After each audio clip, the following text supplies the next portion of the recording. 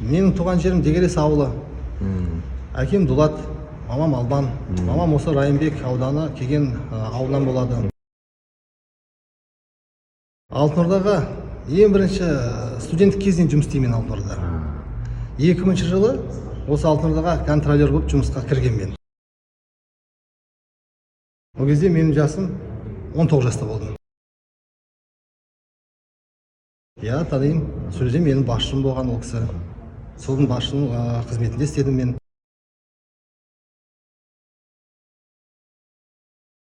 Енді бұның бәрі негізі тексерістен басталды. Келді, тексерді, бәрін түсіндірді, көрсеттік. Енді білесіздер, жұмыс болғандықтан шатасатын адам жоқ. Жұмыста әркім адам шатасуы мүмкін. Мүмкін, көп затты ұйғарамай қалдырған шығармыз. Бірақ ол көрсеткен затын бәрін орындап, бәрін орнына келтірдік. Налогында төледік, санэпидем жағдайында жақсарттық.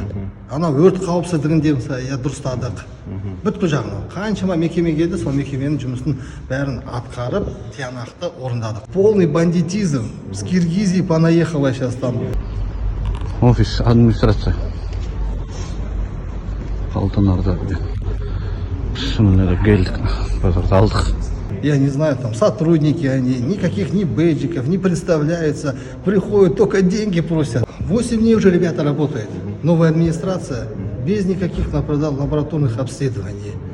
Есть лаборатория, выгнали, прогнали, цены подняли, люди возмущаются. Повысилось.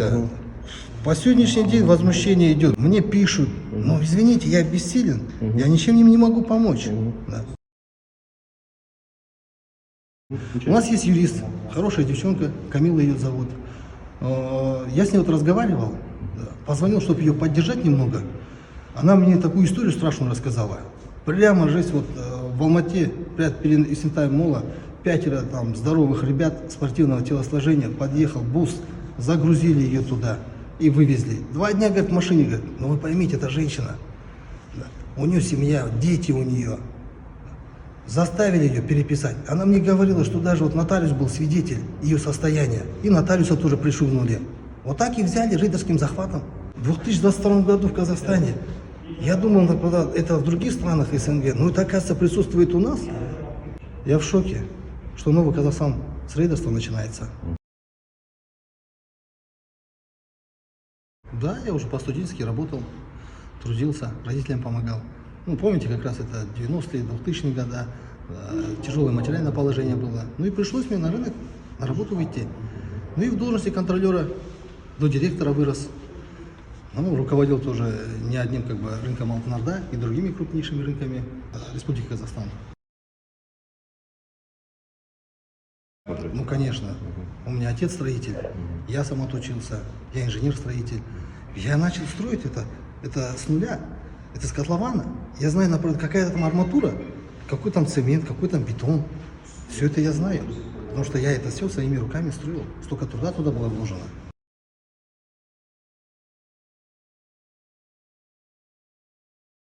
Ну, вы извините, с людьми, тем более, например, когда большая масса людей, конечно, очень сложно. Надо каждому найти подход.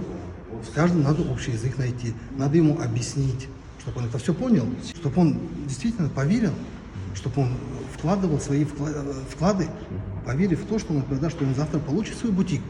Я к этому шел. Халықтың сенімі ғой бұл мысай.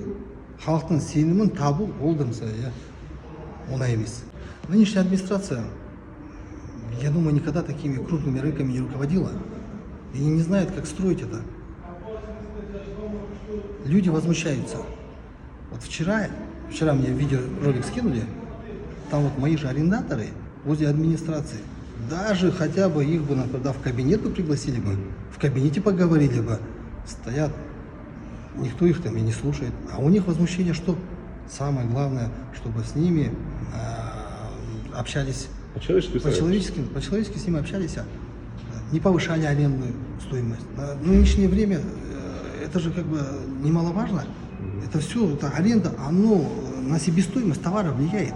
Из-за этого повышение идет цен. Рынок региональный. С этого рынка практически весь Казахстан.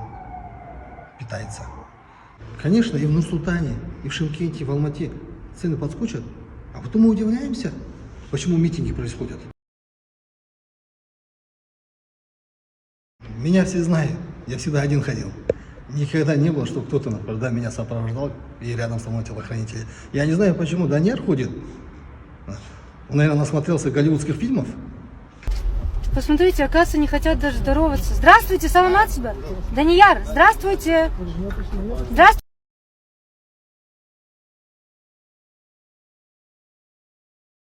Таныйм ғой, білем ғой, енді байдың баласы. Не деймін енді мен. Там по поводу, по уголовному делу проходил и привлекался. И я знаю, что как бы у него репутация не очень такая хорошая. Я не знаю, как он сейчас собирается вообще руководить. Он никогда этим не занимался. Он не был никогда руководителем. Я уже не знаю, кому верить. Органам прокуратуры, ДРСР, МВД. Надежда только на нашего президента Касым-Жомарта Кемелевича. Я знаю, что очень интеллигентный, очень справедливый человек. Я думаю, он даже и не в курсе происходящей ситуации. Я не знаю, Бузумбаеву больше делать нечего, или заняться нечего. Я вот даже на совещаниях слышал, он там все время только об Алтанырде разговаривал. А что касаемо жителей Алматинской области, проблемы жителей Алматинской области. Это исполнительный орган, который должен, например, не рынками заниматься. Да, все, проверку сделали, мы готовы. Я простой бизнесмен. Я хочу, чтобы все было для народа. Я построил этот павильон сначала для народа.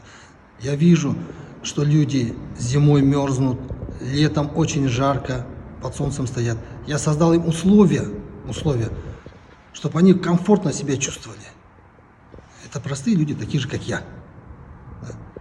Но извините, рынок захватили. Наглым образом взяли молодую девочку, присанули и забрали. Отписали все. Я говорил с Камилой, она мне все рассказала. Представьте себе, хрупкая девушка в каком-то бусике, 4 или 5 там спортивных телосложений здоровых мужчин забрали ее прям. 2 дня в машине катали, наездами, прессовали ее. И все. Отписали. Заходили в офис. Есть видеонаблюдение, где ее ведут. Незаконно зашли, без никаких санкций. Пришли, все документы вынесли с паркинга. Есть лица, есть записи. Все это я могу предоставить. Где мы живем? Это новый Казахстан? Разве так строится Казахстан? На бандитизме? То, что обвиняет нас в рейдерстве, это неправда. Насколько я знаю, то, что Альпиева Алтынбека кинули его друзья, потом перепродали. Я в управление взял у 3-х лиц доверительное управление. Ну, я в шоке, что за нонсенс такой происходит.